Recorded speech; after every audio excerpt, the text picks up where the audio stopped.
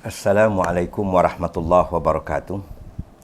Alhamdulillahirabbil alamin wa bihi nasta'in wassalatu wassalam ala rasulihil amin wa ala alihi wa sahbihi ajmain. Amma ba'du. Tuan-tuan, sahabat-sahabat, para penonton yang saya kasihi, biasa kan kita terkejut di tengah malam. Bukanlah menjadi sunnah bangun tengah malam tengok handphone, tu sunnah orang sekarang. Yang disunahkan Nabi SAW adalah bila terkejut daripada tidur, kita mengucapkan La ilaha illallah wahdahu la syarikalah lahul mulk wa lahul ham wa huwa ala kulli syai'in qadir. Alhamdulillah wa subhanallah wa la ilaha illallah wallahu akbar wa la hawla wa la quwwata illa billah. Zikir yang biasa kita dengar dan boleh pun dipraktiskan dengan mudah. Jadi bila terkejut malam, mari kita amalkan zikir ini insya-Allah. Dan tuan-tuan, buku kali ini saya nak bercerita sirah pula tuan. Iaitu kisah-kisah tidak sahih di meja penceramah. Banyak kan buku ni dibahas dan dibincang oleh YouTuber-YouTuber. Tapi apa yang saya nak menarik perhatian tuan-tuan ialah pasal umur Khadijah. Ketika sejak kecil lagi kita mempelajari Nabi SAW berumur 25 tahun dan mengahwini Khadijah berumur 40 tahun. Begitulah yang tertulis dalam buku-buku teks sekolah kita dari sekolah rendah sampailah terpasak di kepala kita. Sebenarnya tidak sahih pun tuan. Tidak sahih pun. Malah banyak ulama-ulama, penulis-penulis hebat mendiamkan saja pasal usia Khadijah ni. Ada yang menyebutnya usia 28, ada yang menyebutnya usia 25, 30, 34, 40. Jadi tak confirm pun, tak pasti pun. Di antaranya yang ingin saya sebut ialah di muka surat 145 buku ni tuan. Abu Muhammad Malik Ibnu Hisham sendiri dalam sirah Nabawiyahnya tidak membincangkan pun usia Ummul Mukminin Khadijah. Beliau hanya menukilkan usia Rasulullah SAW.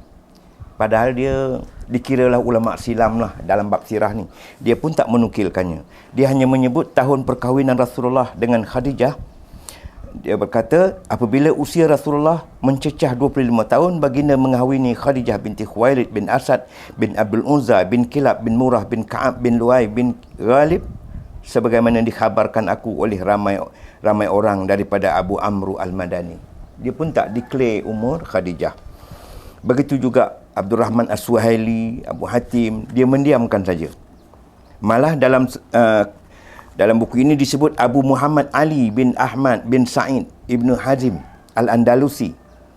Dia pun menyebut isteri pertama Rasulullah ialah Khadijah binti Khuwailid.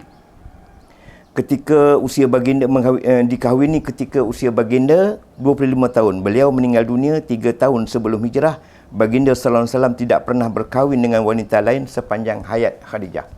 Dia pun tak declare. Dia pun tak declare berapa umur Khadijah ketika kahwin. Begitu juga Imam Az-Zahabi.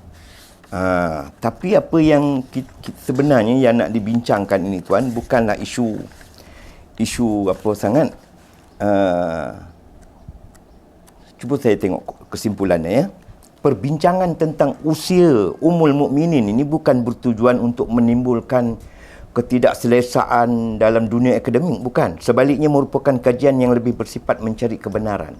Kita tak boleh confirm dan pasti umur Khadijah sekian.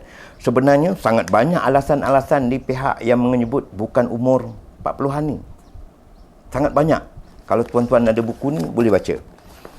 Tetapi dia kata ni, tiada maklumat yang betul-betul kuat tentang perkara ini, tentang umur ni. Tak ada maklumat yang betul-betul sahih. Tidak mustahil untuk menyatakan Ummul Mukminin Khadijah binti Khuwailid radhiyallahu anha tidak mustahil berumur 40 tahun ketika berkahwin dengan Rasulullah. Dan lebih tidak mustahil, kata pengarang, lebih tidak mustahil sekiranya dia berusia bawah daripada 30 tahun. Tambahan pula dikurniakan anak seramai 6 orang selepas itu. Jadi patut kita baca buku ini. Assalamualaikum warahmatullahi wabarakatuh.